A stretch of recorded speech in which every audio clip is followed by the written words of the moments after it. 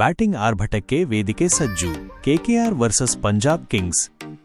Run ಹೊಳೆಯೋ, spin ಮೋಡಿಯೋ.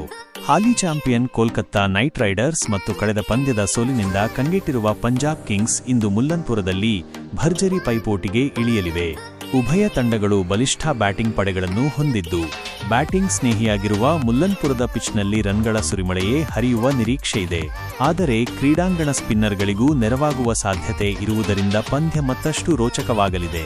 ಕೆಕೆಆರ್ನ Varun ಚಕ್ರವರ್ತಿ ಮತ್ತು Sunil Narine ಅವರಂತಹ ವಿಶ್ವದರ್ಜೆಯ ಸ್ಪಿನ್ನರ್ಗಳನ್ನು ಎದುರಿಸಲು ಪಂಜಾಬ್ ಬ್ಯಾಟರ್ಗಳು ಯಾವ ತಂತ್ರ ಹೆಣೆಯಲಿದ್ದಾರೆ? ಮತ್ತೊಂದೆಡೆ ಯಜ್ವೇಂದ್ರ ಚಾಹಲ್ ಮತ್ತು ಗ್ಲೆನ್ ಮ್ಯಾಕ್ಸ್ವೆಲ್ ಅವರ ಸ್ಪಿನ್ ಮೋಡಿಗೆ ಕೆಕೆಆರ್ ಬ್ಯಾಟ್ಸ್ಮನ್ಗಳು ಹೇಗೆ ತಿರುಗೇಟು ನೀಡಲಿದ್ದಾರೆ?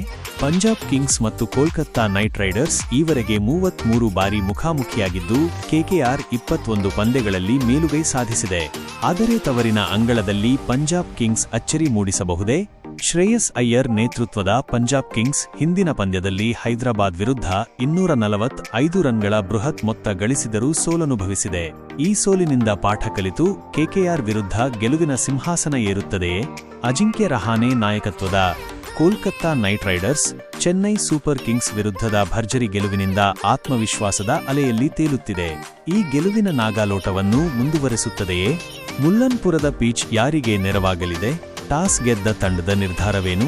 ರನ್ ಹೊಳೆಯುತ್ತದೋ ಅಥವಾ ಸ್ಪಿನ್ ಜಾದೂ ನಡೆಯುತ್ತದೋ?